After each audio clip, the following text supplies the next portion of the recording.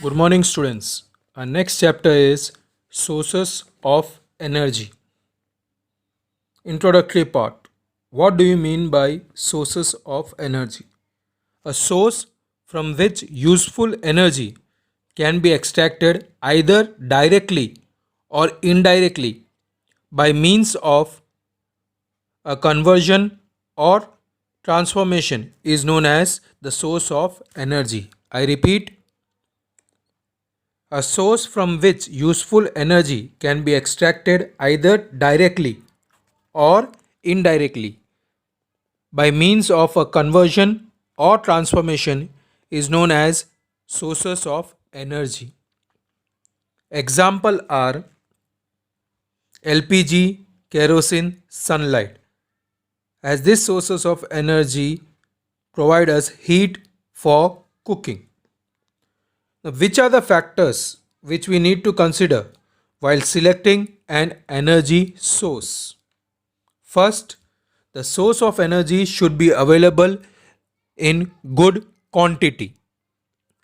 Second, it should have good output. That is, it should be able to do a large amount of work per unit volume or mass.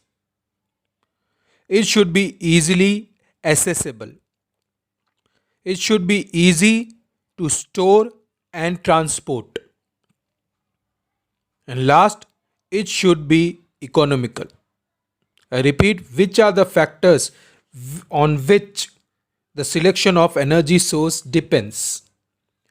The source of energy should be available in a good quantity. It should have good output. That is, it should be able to do a large amount of work per unit volume or mass. It should be easily accessible. It should be easy to store and transport. And last but not the least, it should be economical. Next topic is, what is a good fuel? Or in other words, the significance of a good fuel. The fuel should be cheap. It should be easily available and in good quantity. It should neither produce a lot of smoke nor leave a lot of residue. It should have good thermal capacity. Next topic is, what do you mean by conventional and non-conventional sources of energy? The sources of energy available to us can be broadly classified as conventional and non-conventional sources of energy. Conventional, that is non-renewable sources of energy.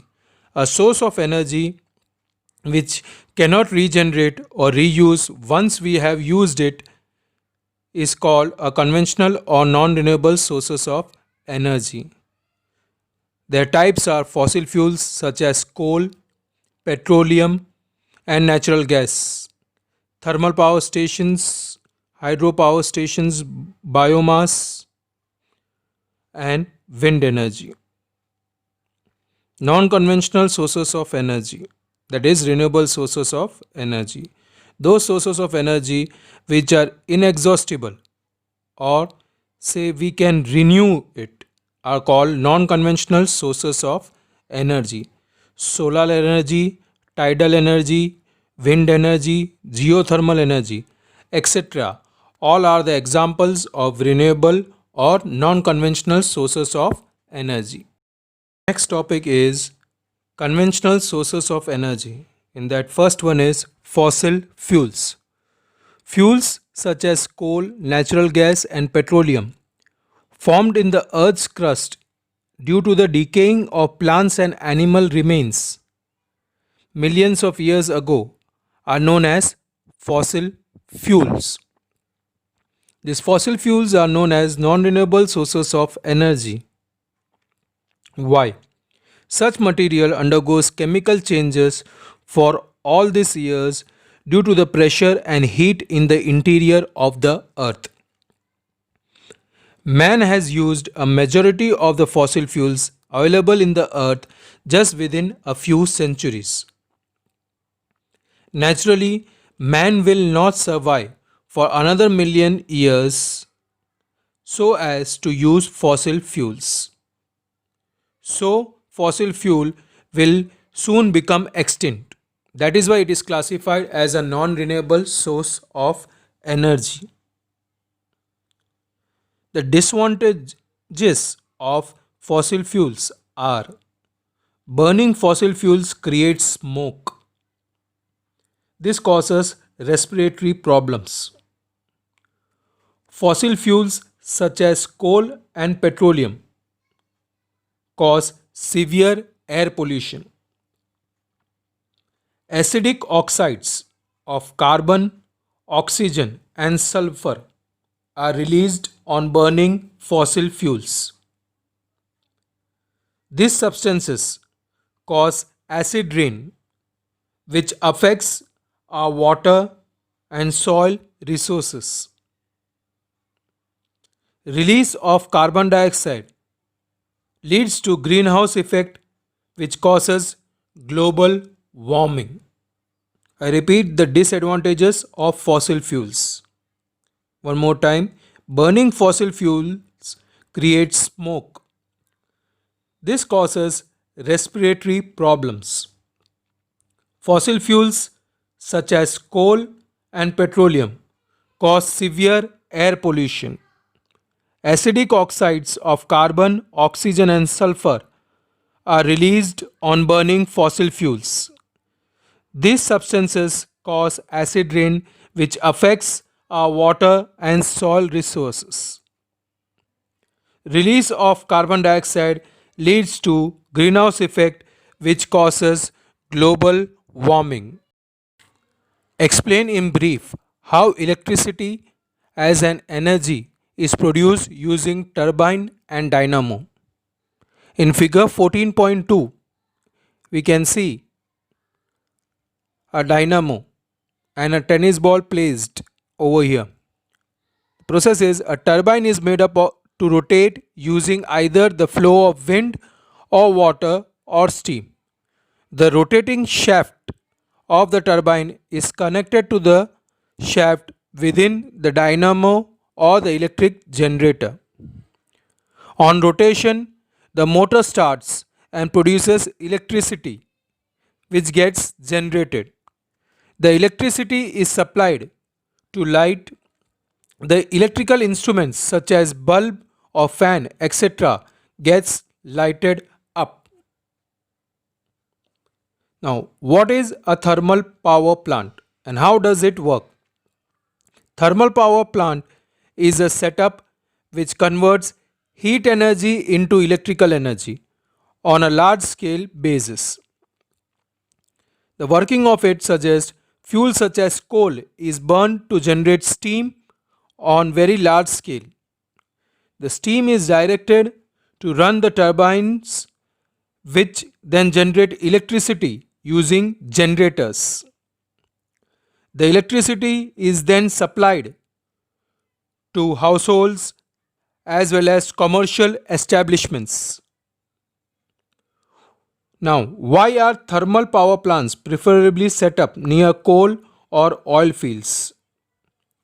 Thermal power plants need coal in very large quantity and on a continuous basis. If the plants are located near the coal mines, the plant would save a considerable amount of money as well as time in transporting coal. This will also make electricity cheaper. Next is a note on production of electricity through hydropower plant. So, what is hydropower plant? Hydropower or hydroelectric plants use the potential energy of water stored at height and the kinetic energy of the water flow for generating electricity. The power produced is called hydroelectricity or tidal electricity. The process: huge dams having good heights are constructed to obstruct the flow of river water. The water is collected in these dams. The water stored in these dams possesses a huge quantity of potential energy. The water is allowed to flow freely via pipes. The water from the pipes hit the turbine blades and rotates them. The turbine then runs the generator to produce electricity. The water in the reservoirs get filled with every rain, and hence hydroelectricity is called a renewable source of energy. What is the disadvantage of hydroelectric power plant? Dams for generating hydropower can be constructed only in some specific areas, that is preferably highly hilly areas. Large agriculture areas and residential areas of people living in low areas get submerged in water. So such people have to be relocated. Relocating such people to a location suitable to them is also a major problem. Large ecosystems get destroyed by getting submerged under dam water. The vegetation that gets submerged becomes rotten due to anaerobic, that is lack of oxygen condition. As a result, a large quantity of methane gas gets released in the atmosphere. Methane gas is a greenhouse gas whose increased level also causes global warming. Next topic is biomass. The waste material from plants or animals which is not used for food or feed is called biomass.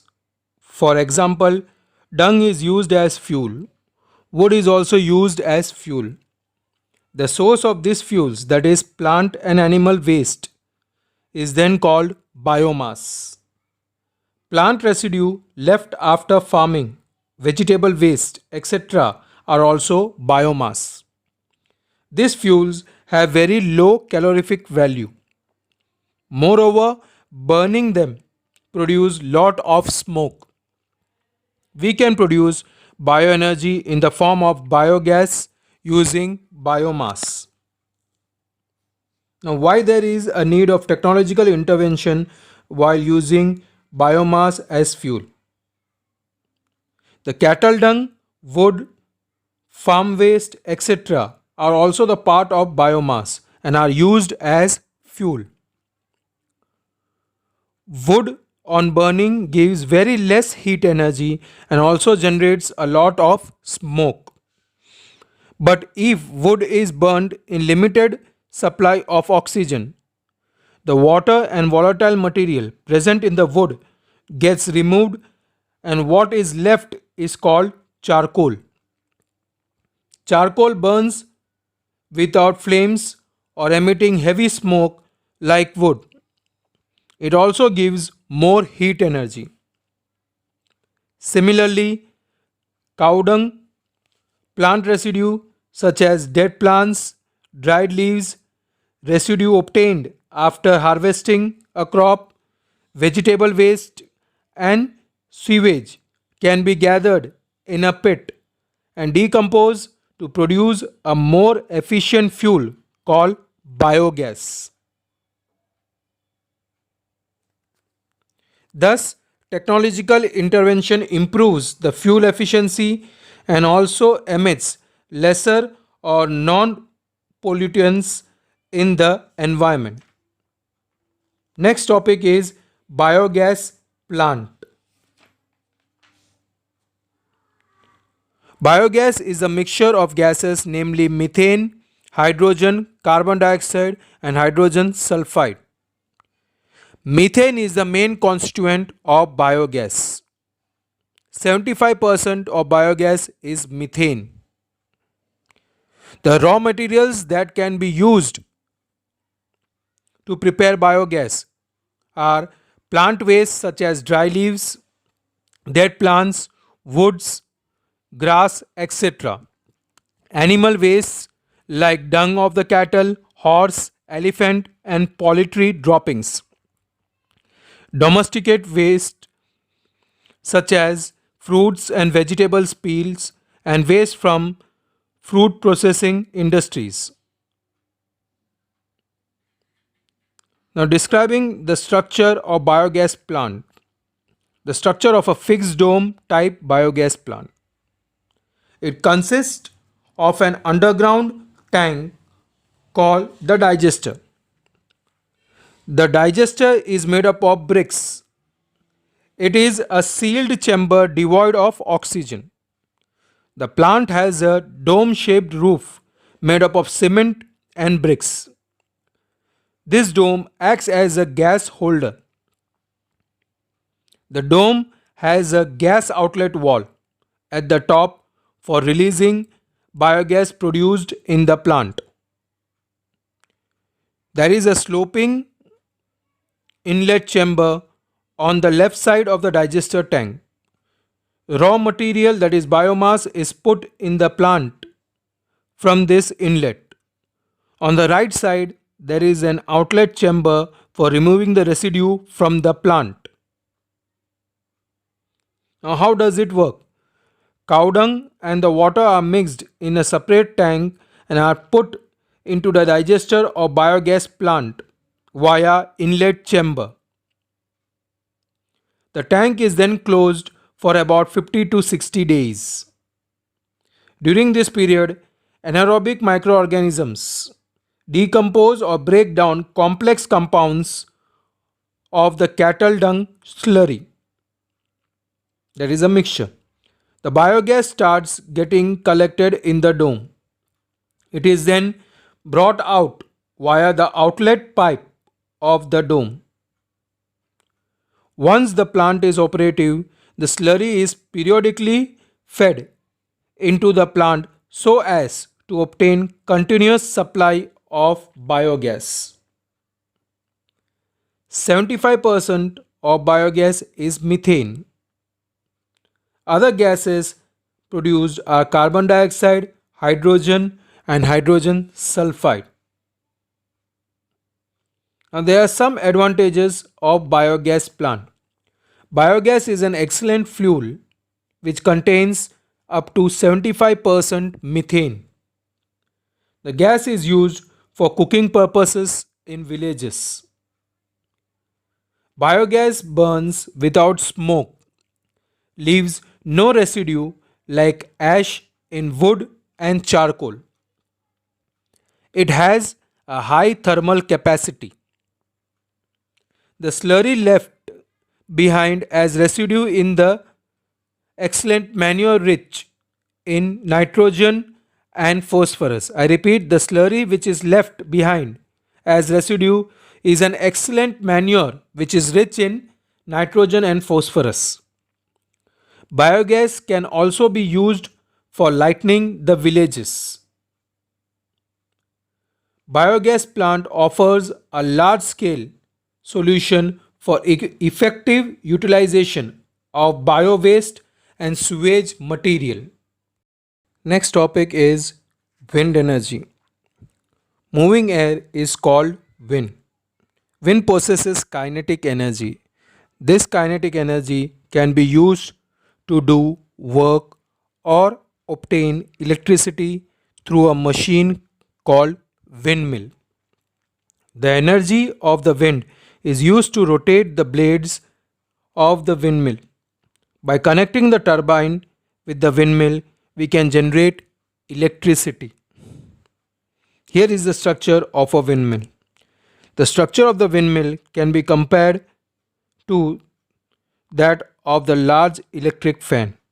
It is erected at some height on a rigid support. A windmill consists of three blades which rotates freely when wind blows through them. The shaft of the blade is further connected to the turbine and motor of electric generator. On rotating, the generator produces electric energy which is then supplied where needed. A single windmill can generate only a small amount of energy. Hence, a number of windmills are erected over a large area to produce electricity on large scale commercial basis. Such a setup is known as wind farm. A large area where several windmills are erected and so that electricity can be produced on a large scale is known as wind farm.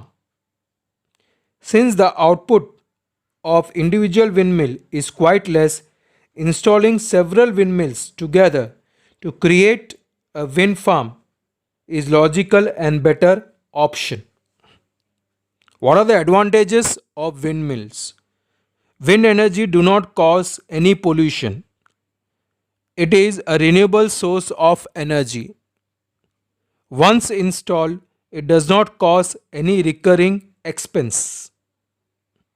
What are its limitations? Windmill can be established only at those places where the wind blows for most of the year, that too with a minimum speed of 15 km per hour.